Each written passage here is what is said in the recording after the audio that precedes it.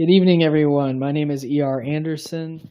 I'm the executive director of Charis Circle. Charis Circle is the nonprofit programming arm of Charis Books, and Charis Books is the South's oldest independent feminist bookstore. Woo! Thank you.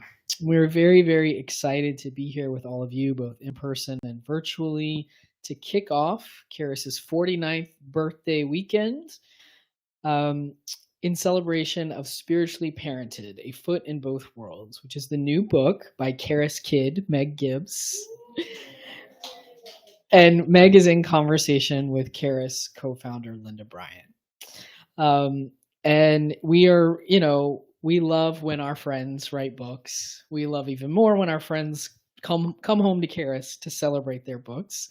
And we asked Meg to come tonight because this is such a Charis story in many different ways. So we're really, really honored. And of course, when we thought about who should be in conversation with Meg, we really wanted it to be Linda. So I'm so glad this worked out. It feels like a really beautiful and grounded way to begin this weekend. So I'll introduce Linda Bryant for folks who don't know. Linda is the co-founder of Charis Books and More. As I said, the now almost 49-year-old feminist bookstore in Atlanta, and of Charis Circle, the nonprofit programming arm of Charis Books. She has retired from Charis, but continues to be dedicated to the work and mission of Charis, encouraging independent voices and working for inclusivity and justice. She enjoys serving as a spiritual director, companioning people seeking to deepen their spiritual journey. Linda is, as always, an avid reader and loves encouraging writers. She adores her children and grandchildren and her beloved wife, her spiritual community, and her yard filled with flowers. So welcome, Linda.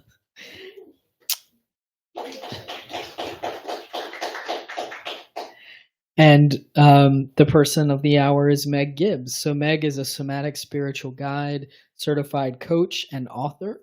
She has worked with hundreds of entrepreneurs, LGBTQ plus leaders, and creatives over the last 10 years. She helps people get in touch with their intuition, body, and spirit. Meg has studied shamanism since she was young, which has led to a lifelong journey of spiritual exploration with various healers and teachers from the US and South America. When not contemplating the mysteries of the universe, Meg loves dancing, having deep conversations over high-quality ice cream, and spending time with her dog. And we know that some of Meg's family and friends are here with us in the chat and the virtual spot, and also physically here with us. So welcome to all of you who helped make Meg the person that she is. So we're very glad that you're here, and we see Dreaming Bear in the chat. So special shout out to Dreaming Bear, who will, who I'm sure we will hear more from in the chat at some point. But without further ado, I'm going to kick it over to Linda and we will begin. Oh, wait, but I should say, if folks want to ask questions, I'll bring a microphone around to you so that everyone can hear you. And if you are watching virtually, you can put questions or comments in the chat and I will vocalize those when the time comes. But now, without further ado, I'm going to send it over to Linda and we'll get this party started. Hello, everybody. I'm glad you're here. I'm glad our online people are here.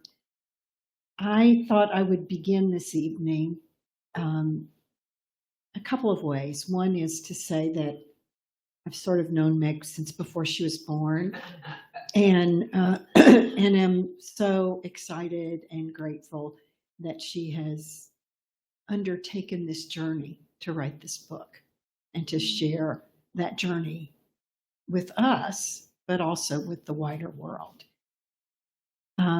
This book, isn't it beautiful? Yeah. So beautiful. And this image on the front cover is a photograph.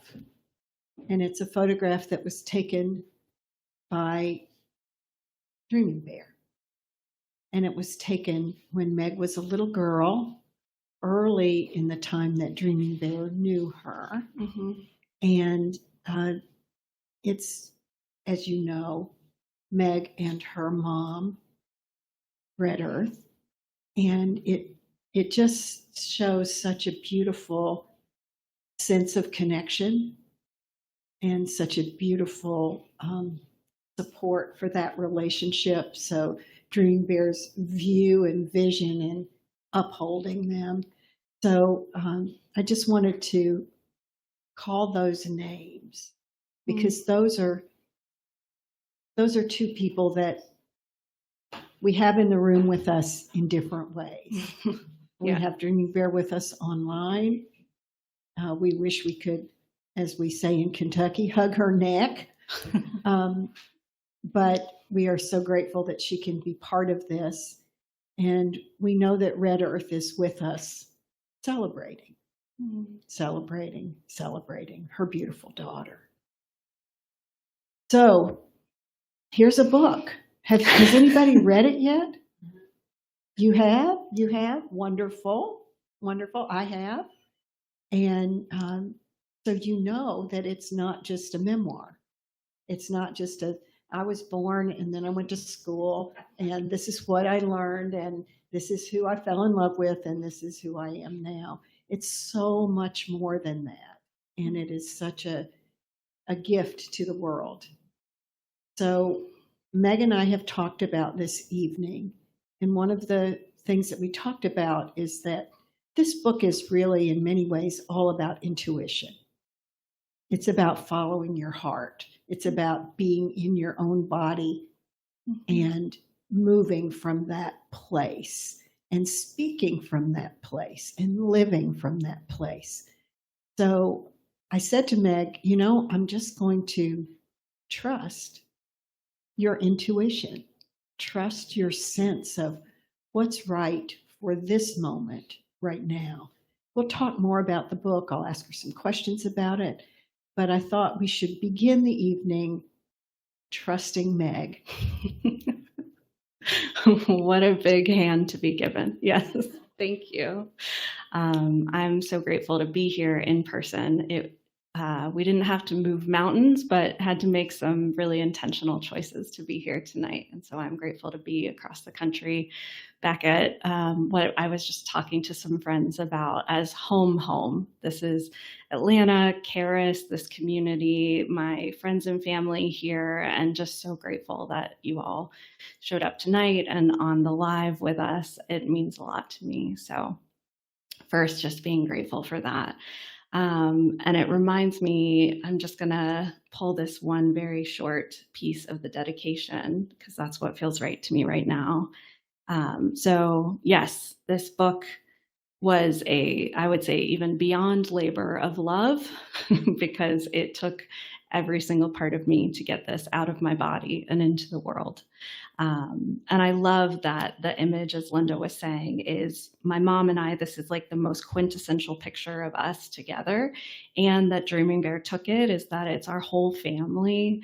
And that representation of just honoring, I knew that it was important to me to include the community because that's where I come from. And Linda was a big part of it. And people online who are even in the group who have known me since pre-conception and then various layers in between now. But yeah, so the dedication is short. Mom, we did the thing. She would have not liked that I said the thing. That was a joke between us because she wanted me to use more eloquent words. So I'm just going to stick it to her up front. And then secondly, and to the ancient healing magic that continues to evolve and weave together the wisdom of the past, current, and future generations. Thank you for dancing with me this lifetime. So that feels important. And a big part of this is what I see as me, you, and spirit. So there's kind of these three pieces that are always here with me and present. And one thing that may also be present tonight are tears. And so I joke that if at home you want to make a positive drinking game out of hydrating every time I cry, you're welcome to, or if we cry. This is a really emotional moment, an emotional book, and it took a lot to get out there. But I also just want to take a second to thank the ancestors that have created space for me to be here and for all of us. So if you want, you can just breathe into your body for a moment.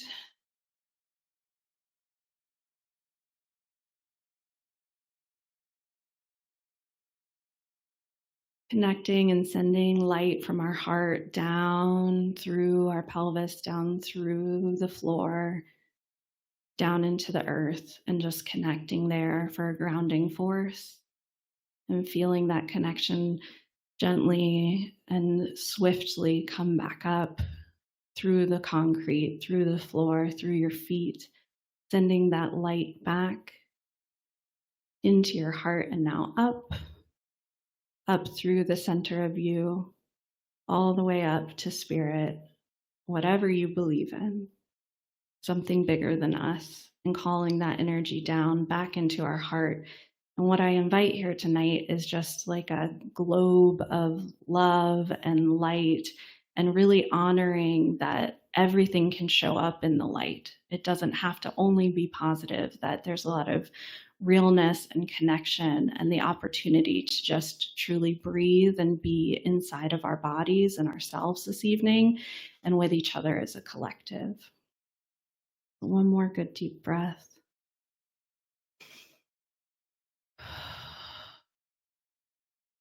And I'm thankful for all the beings who love us, who have gotten us here today to this point in time. Oh. Thank you. Yeah. Thank you. So that seems like a wonderful introduction for Meg to talk to us about the format of this book. It said it wasn't just a straight memoir. So will you talk about what the format is, but also how it came to you that would be the format? Yeah, and the format definitely shifted over time. So one of the pieces that I told Linda is originally the first draft of this book was about 115,000 words, which, if you don't know, is like 460 pages, which is too long by all standards. And even myself, thank goodness for editors. So part of that is that I knew I really wanted to include my story, but it started off with Mom and I's story, because so much of my story is my mom and I's story together. I get tingles as I say that. And in that space, one of the things that came about was that it was really important to center my own journey in this process, and not just focus on my mom and I's story, but that my spiritual journey kind of rooted and grew from that place, and then into who I have become and where I'm headed next and what I care about in the world. So it started from that conception moment. There's a line in the book that my mom used to say to me every year around my birthday. And so she would say, "Your soul was waiting on the edge of a star to be born."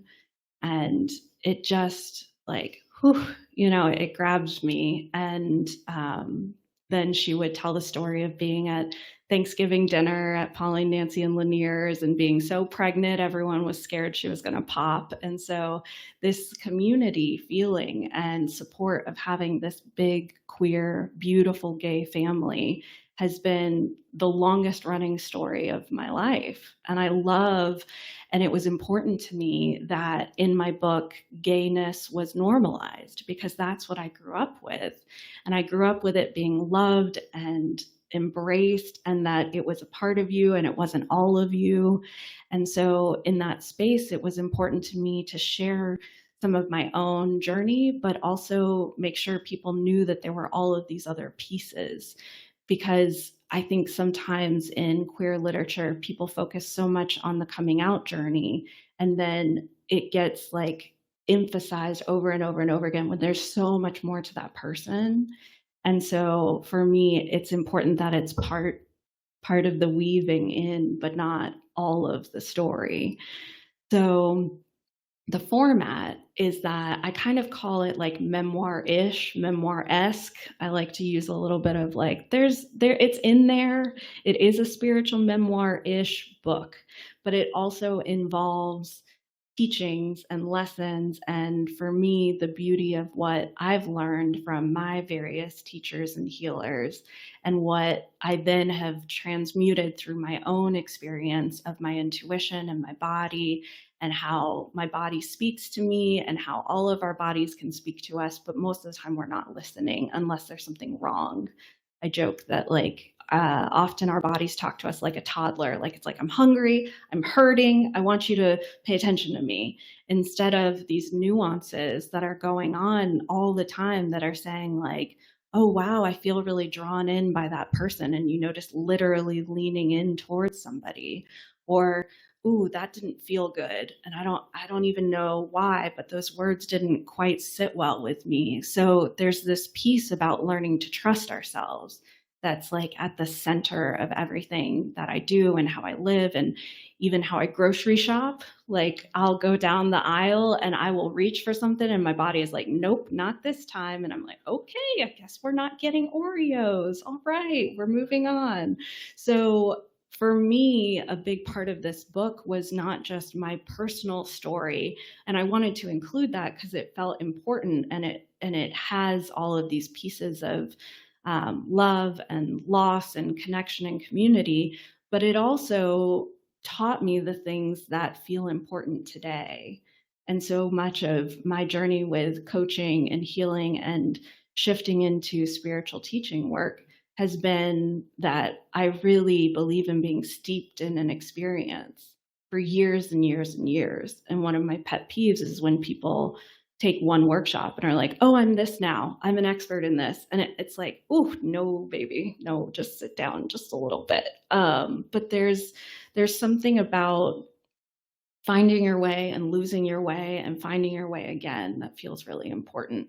So similarly to the format of the book, I wanted to include the medicine wheel, and I wanted to include it as you walk it. So not just speaking about the directions as north, south, east, and west, but walking people through the Lakota medicine wheel and honoring that this is how we pray, this is how we bring in spirit, and then this is how you can work with this on a daily basis, even if you're not fully trained or have access to a teacher. I wanted people to be able to find their own way. That's a long answer to your question. So, well, it is a long answer to my question, but it also doesn't specifically answer my question. Okay. Yes. About format. Okay. Because the things that you have woven in here, you say it's not just memoir, but what else is it? Okay. And what do you want people, as they read this book, as they experience this book? Yeah. What's your hope for your reader? Yeah. I definitely want my reader to find a sense of the words that are coming through right now are like true love. And like true love in their own heart, true love in their connection to something bigger, true love in connection with our community, with our body, with our soul. All of that to me is something that I want people to feel. There's a sense of wholeness that comes out of it, because it really is a journey through the book. And as we get later in the chapters in the third part, it goes into more of a teaching space. And there are exercises and guided meditations and prayers. The book does open and close with a prayer. And so that was really important to me, to just hold it as a sacred space, because the writing of it was both really practical and very sacred. I would say both and. Does that answer better? Mm-hmm. So I happen to know that it took her years to write this book. Yes. And I happen to know from the many writers that I know that many books take years to write. Mm-hmm. And so there's a kind of dedication and a kind of drivenness that makes that happen. And so I'm wondering if you could address that, Meg. What drove you to dedicate years and energy and time and tears and investment with readers and editors and all that? What drove you to say, this is what I must do? Yeah. There are three pieces to that. And one of them is I knew it was something I needed to do, but there are times where I just couldn't do it. And so it's like that idea of like the hero's journey. You hear the call and then you sort of dramatically push it away, and then you're kind of in tandem with it back and forth for a while. So I've tried to write this book. This is my third time trying to write this book. So this I'm very proud of, because it's a whole ass book right here that you can hold. And I'm so excited because it's real in the world. And for me, the first reason that I wanted or had that compelling drive to write it was because my mom and I actually wanted to write a book together, and we didn't get to. So folks who have read the book know my mom had cancer 3 times. And so we lost her the last time. And in that process, all of these dreams of things that she wanted us to do together just went away, just went by the wayside.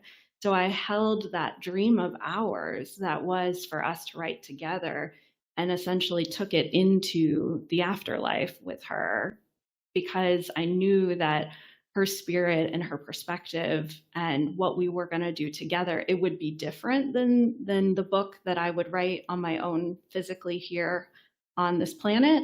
But it also, for folks who know her, like, you can feel her in this book, and you can feel her words and her presence and her wisdom. There are a lot of heads nodding.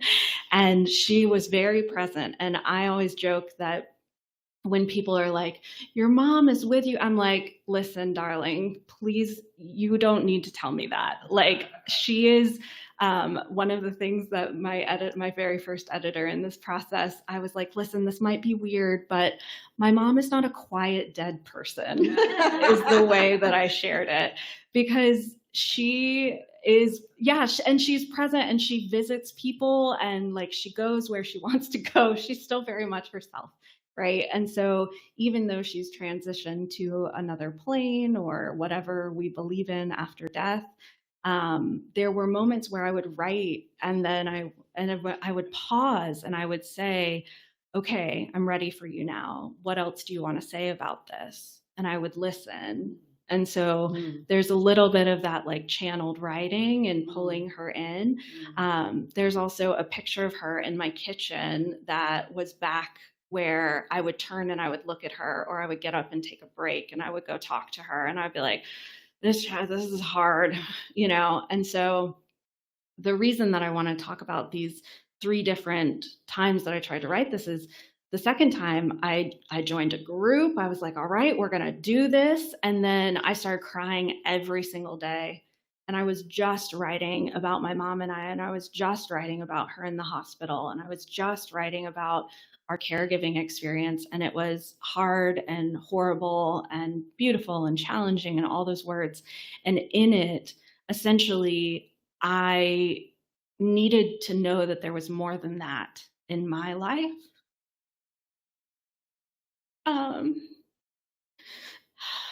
And more than that was in her life. And she was always really adamant about, I don't want to be known as a sick person. And I know that anyone who deals with illness knows that part, that there's so much more life than what's happening in that moment. I did not wear waterproof mascara, so let me know. So the second time felt a lot like that. And I was also hearing other people's grief stories, and it was too much. And we were doing our best to support each other, but I just couldn't do it. So the second big driving force of writing this book this time is that I finally found a good structure. And I found a book program that had a lot of support, and their motto is never write alone. And I was like, great, where is that? How can I do that? And so we would join Zoom calls, and we would all write from all over the world together. And it just was like enough of a non-personal space, because not everyone was writing about grief and death and dying. And that was like a big part of this book and this story, is that I wanted it to, I didn't want my first book to be a grief book. I wanted it to include it, but I didn't want it to only be that, because I have a lot to say about grief. And I very much feel like an expert on my own grief. I don't think that I'm an expert on the subject, but I spend a lot of time with my grief and then with other people's grief. And so it's definitely present and around me, but it's not all that's there, right? So that was the second reason, was that I found a structure and the timing was right. It had also been 10 years. And so it was 10 years after she passed, and I was like going back and reading some of my writing from even 5 years in, and I was crying reading it, and I was just like, I was in so much pain, and I was like, I can't believe I'm still sad 5 years in. And I'm like, oh, Meg, you don't know. You have at least 7 more years of this fun, you know? And so, yeah, so it also hit that 10-year mark. And I was like, you know what? Like, I need this. I'm ready to get this out. And then the third reason is, I think both as artists, creatives, and as queer people, it's awesome to be able to write what you wish you had. And so when I wrote this, I was like, wow, I wish that growing up I had seen a young person going through spiritual struggles who was articulate about it in a way that felt real and not dressed up, that I could understand that it's almost like looking at it like a character, like, oh, she was going to college and then she was like having inner battles about anxiety and how to deal with coursework, and then also having like these deep spiritual experiences in the woods, and her friends are like not tuned into that. Like, how is that? And it would have made me feel so much less alone.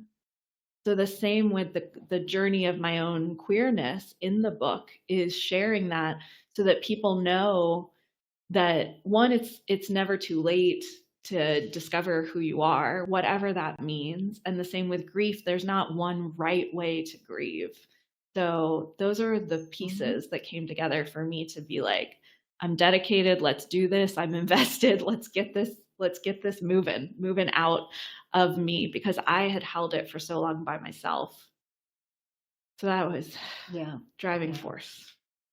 When you did that initial breathing time, I felt your mom here, and I remembered my 50th birthday. I'm 75 now. I was remembering my 50th birthday when she called us into that space together at First E, and grounded us in the earth and called circle. Yeah. And we have a video of that, which is pretty great. Yeah.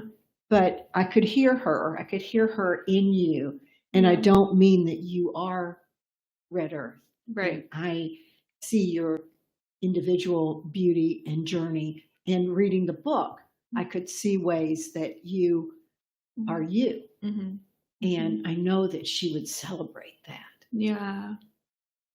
Yeah. And I didn't put this in the book, but one of the things that I feel like I'm identifying as more now, that I have to kind of pitch the book and market and talk about my story, is that I feel really clear that I am a second generation queer healer.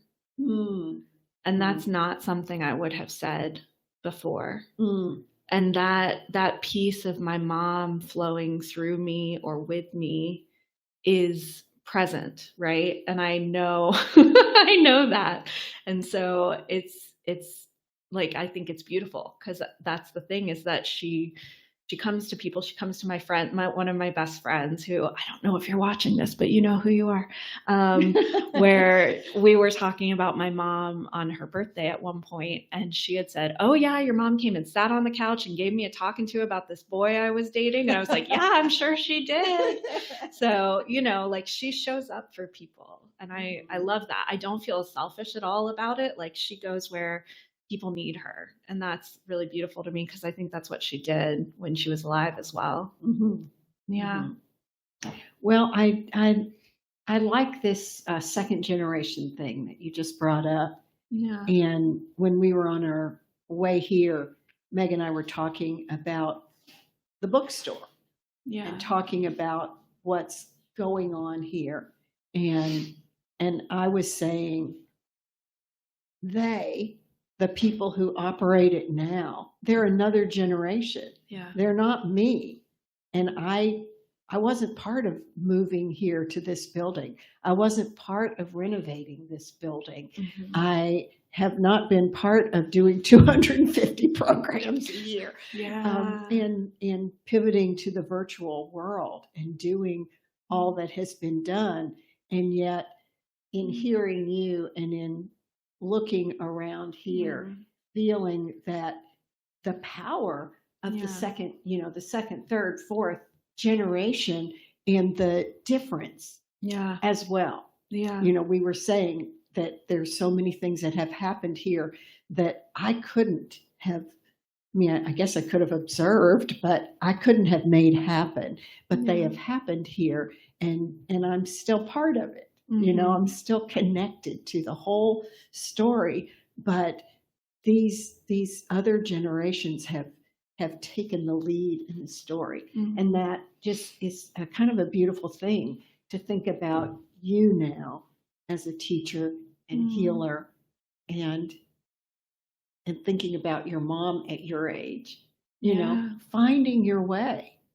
Red Earth found her way to being the powerful, amazing teacher she was. She was always an amazing person. She was always deeply in spirit and all that, but she grew into that. And now, we have this book that tells us part of how you grew into that. Yeah. But it also is an invitation to all of us to see how we're going to grow into our own ways of being in being whole. Yeah. Well, and it reminds me of like the introduction with ER is that I really was a Charis kid. And so I'll interject a little bit of those stories real quick. One is that, so this is a feminist bookstore. And so I grew up with literally a book that says feminist folktales on it. And when I went to college, I was like, oh, everybody's going to bring this book with them. Nobody else had ever heard of it, right? And it's also where where our book Heather Has Two Mommies comes from. And so I grew up here in a way that is very literal, in that my mom also had an office at the old space for a couple of years. And so I was among the books and with Linda and whoever was watching me while my mom was doing therapy in the back. And, I, growing up, then started going to events on my own and just have all of these memories and remember being like, oh my gosh, it's so strange that I'm at this open mic night because this person has known me since I was 5. Or, it's just like, it very much is a part of my community and how I became who I am. Charis is a big part of that story. And now, even growing up more and being an adult and coming here and, we're sitting up here and it's like, I have waited for years and years to know that someday I would have a book here. After like seeing and reading and walking among the books here for years and years and years, and special books, like that's the other thing, very progressive, social justice oriented, and the ability to find books about queer family, that was not just happening all around us in the 90s. So it's a beautiful space, and it's more than just the bookstore. It's more than just a physical space. It's the community that really has created and upheld it. And so, yeah, the legacy makers, and then the ones who come after. And then as we shift and as we grow, that lineage, it really is a lineage, which is what I feel so drawn to in the book, is really honoring the lineages that I've been handed. And that I feel somebody actually asked me in a coaching course early on about my spiritual practices. And they were like, oh, it sounds like you're talking about it kind of like a burden. And I was like, no, it's just like, it's a given. Like, it's not a question for me of if or how these will continue or how I include this in my life. It's just part of the fabric of my life, which I'm sure is some commercial, but if you want to sponsor me, no, I'm just kidding. Yeah. So these pieces of multi-generational healing that is also happening is really beautiful. And what kind of response have you had to the book? Oh, it's been Because lovely. it's been out for a little while. Yeah. A few weeks, a couple months. Yeah. We put the paper book out 8/8 in August.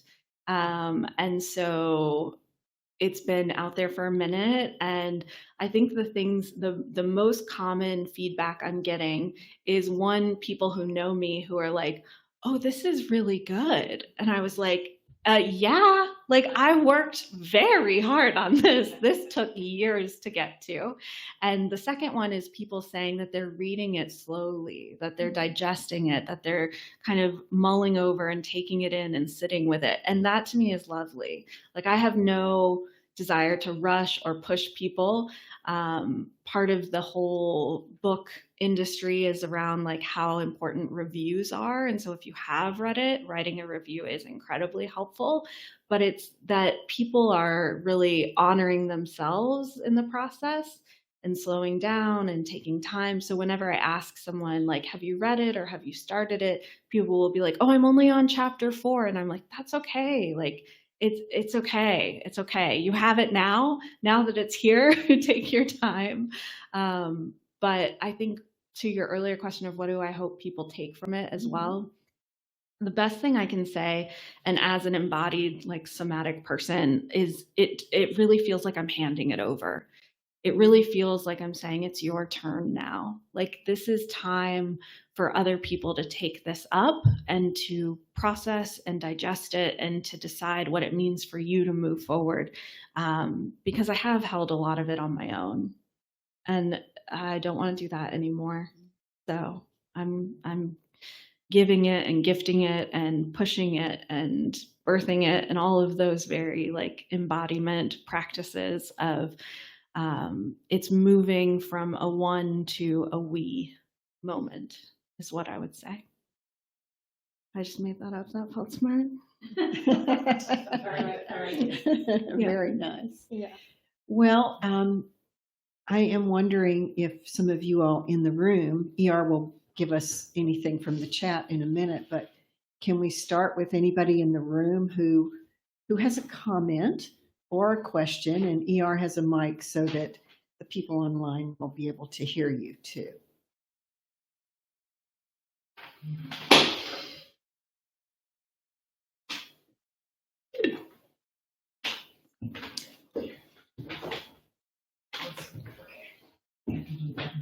Yeah.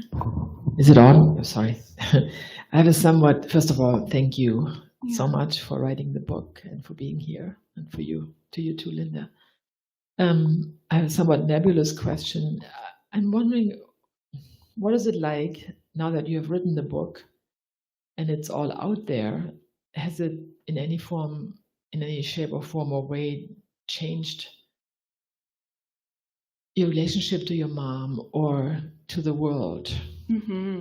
Yes, and yes. And how? Yes. So the first part is that it really feels like I'm giving away 10 years of healing work.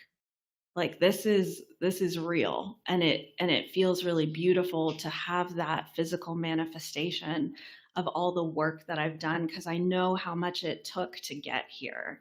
And so it was not an easy process. And so being able to do that, I would say, one is that my mom is showing up a lot in my dreams right now, which is a lot.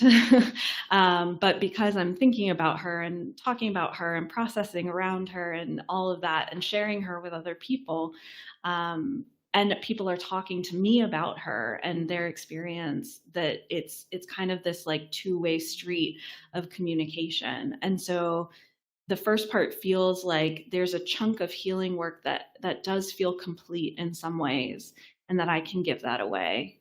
And I think even most people in this room have heard me talk about my mom and our journey over the years, and there are times where it's too much to hold, and it doesn't feel that way anymore. So it feels like because I can hold this.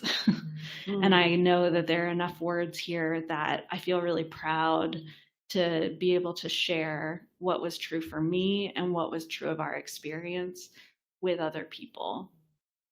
So that's the first part of how it feels in connection to her. And I keep kind of touching my heart because she's present here for sure. And then with the world, I would say my relationship with the idea that everyone is going through their healing journey. Everyone is on their own path, and there are ways that we might not understand or agree, but ultimately it's part of the whole thing. Like, it just feels part of the whole. And there was this moment, when you get to see yourself or your experience reflected in other people. So if there was one image that I could encapsulate what I want for readers to have from this book, and I'm going to do my best to describe it because it's visual. There was this mother-daughter pair, and they got this tattoo, and I've never seen a tattoo like this in my life. And so the daughter had it on her hand, and it looked like a crescent. Okay, so it's just half of a circle. And then her mom had the other half of the circle on her back. And what happens is when they're together, when the daughter embraces the mom, the circle is full.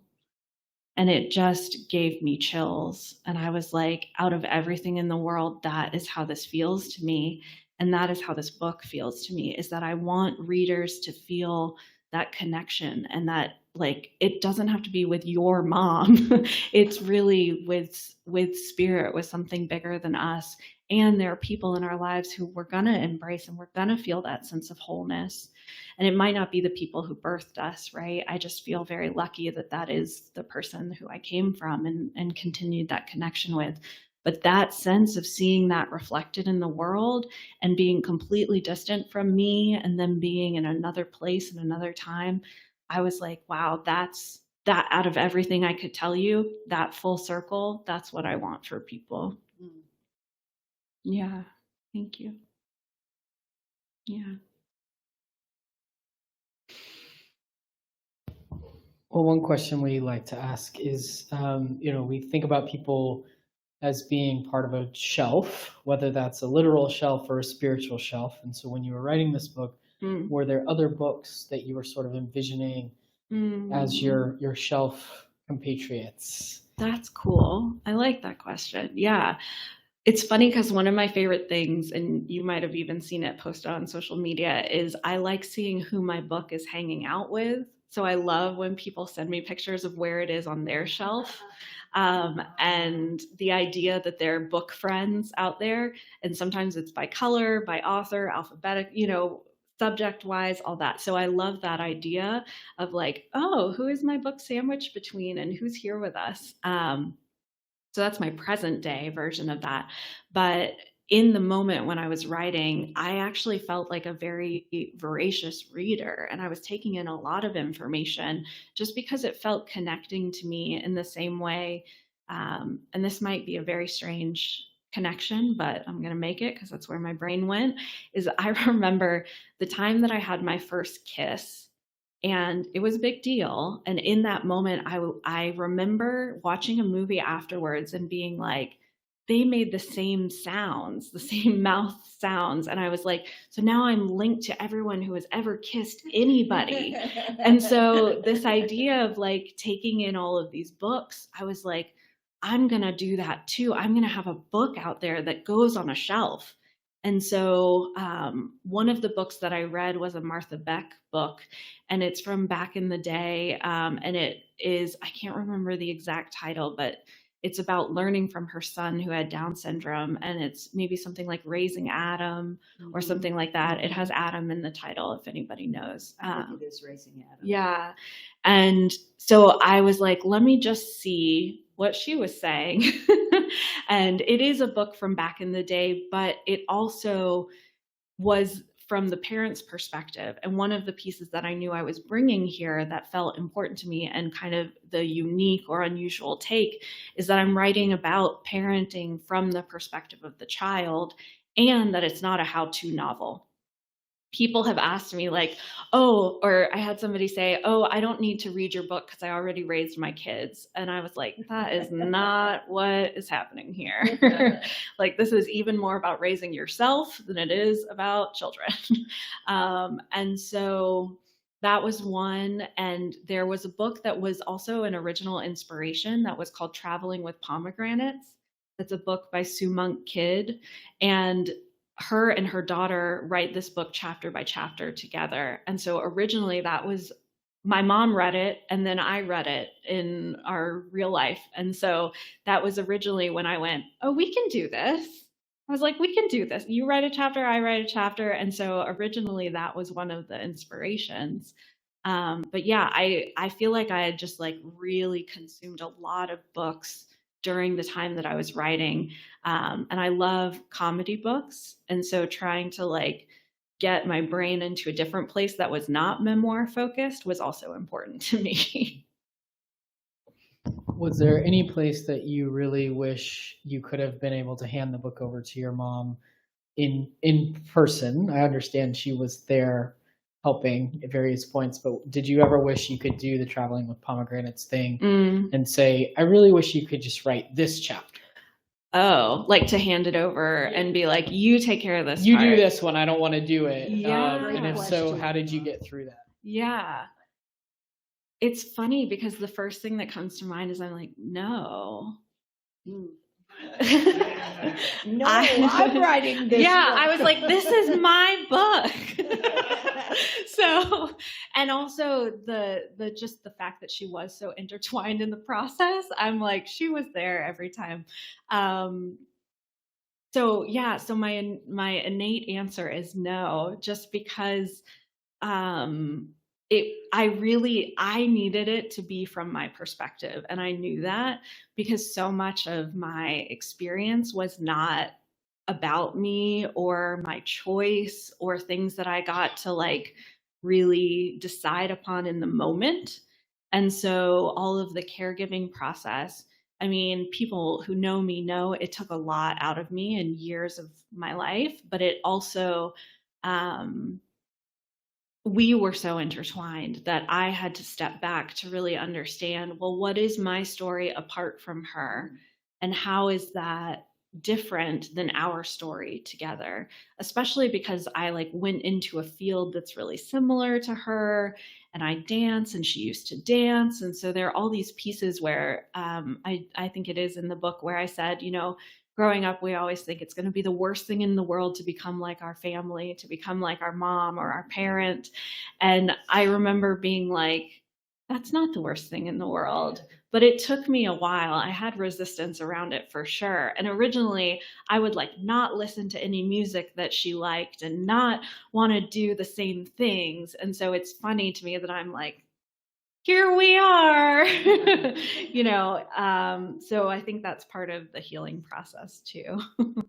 Yeah. We have an online question from Cindy Lutenbacher. Okay. Cindy says, this may seem like an odd question, but you are young and seem very wise. So I'm curious, do you think about people who have a lot of power, especially political power, and are using that power to harm people? If so, how do you think about them? Yes. Yes, I do think about them. And I would say very much in a familial context of Dreaming Bear thinks about them a lot. And so I hear about them a lot in different contexts. But one of my aunt actually said this, and it's very like a Buddhist way to think about it. But when you see people who are in power and are creating harm, to see that that's also someone who was harmed, to see that that's also someone who was hurt and probably doesn't have a ton of like self-compassion and isn't sitting at home meditating and thinking about the love of the universe. So first off, I see that as like the disconnect of how much they've been cut and are unhealed, and are then bleeding that cut and unhealedness onto the world around them. And especially if they have power, there's that sense of kind of conducting your own way, and like, I get to throw the dice and I get to make these choices. And if they're doing it from a place of hurt, then it's that whole phrase of hurt people. And I think, the reinvigoration of that can be around healing people, heal people, because there's so much of, I don't think that healing ever gets done. And that piece about, that I've been through so much to get here is the reason for the wisdom that you hear in my voice at this, young age, is a lot of, we've been through it. We've been through it to get here. And so it's hard-earned wisdom. And I also probably came out of the womb like that. Other people can probably speak to that better than I can, but I remember being a small child and knowing things or feeling things and saying things that were, I would say, above my pay grade. Yeah. Well, Linda, do you have any sort of closing benediction or anything for us? Oh. Well, just gratitude that this book exists, that I can send it to my great niece who went to circus camp with Meg and now has 5 children of her own. Wow. And is not looking for a parenting book. She's a fantastic parent, but precisely because it isn't a parenting book, Right. I would send it to Jess. Yeah. Because I think Jess is curious about this kind of stuff. Mm-hmm. This is totally out of her wheelhouse. Mm-hmm. She's became a mom at 19, and she has been very busy. Mm-hmm. But because it's not a parenting book, Mm-hmm. it feels like, oh, people who actually are incredible people and have great compassion and desire for wholeness could resonate with this. But I also think people resonate with the fact that it has the grief in it too. Mm-hmm. It has the reality that sometimes your mama gets sick, Mm-hmm. and sometimes you have to grow up really fast. Yeah. And look at this reality of spiritual community. Look at the earth. Yeah. Look at the possibility of breathing and being present in your own body, Mm-hmm. and present in a way that invites connection. Mm-hmm. So that's kind of my blurb for the book Yeah. right now. And Meg, would you like to do some closing? Yeah. I'm going to close for with us? a short piece with an excerpt from the book. And the one thing I would say is these are words that I would use. I don't know if anyone would describe themselves this way, but kind of how you're describing that this would be a book for this person or this person in your life. If you think about somebody, please send it to them. That would be welcome. And the second piece is that I call it for people who are spiritually curious, for people who are open, but maybe not sure that that's really what they're into. And one of the pieces that I love is that you can go as deep as you want to with these exercises. So people who are more advanced and have done a lot of personal work, you can go into your own journey, and this can fuel you in a somatic way, because often that's a piece that I find is missing. But yeah, I'm gonna close with a part of this. So this is part of chapter 24, and it's called Remember Who You Are. And member is the idea of putting back the pieces of ourselves together. This weekend, we'll be focusing on remembering who we are, looking for the pieces we've lost along the way, finding the ways we've split our soul in the past to self-protect, and what is needed to come back into wholeness. Mom announced during one of the workshops up at Dreaming Bears. The Medicine Circle gathered on an open air platform. Remembering is not passive. It is an active process that takes effort, patience, love, and forgiveness of self and others. This is no easy task, nor is it something to be entered into without a strong foundation of support, both internally and externally. We all have a reason for living or a foundational theme we circle back to over and over again. For me, this is healing. I've chosen to be fully committed to a lifetime process of healing. It's not always easy, but it is always worth it. With that declaration, I want to share a prayer for your own remembering. Spirit, I want to leave this life whole, to pick up the pieces of me I've left along the way, to call light into the cracks and jagged edges from where I've split from myself. May I always have access to trust, my own knowing, and divine timing. May Spirit speak clearly and surround me with love when it is time to face the edges of my soul. May my inner voice and support crew on earth know me well enough to see the new me thoroughly and completely, seams and all. May my heart feel fueled by fire.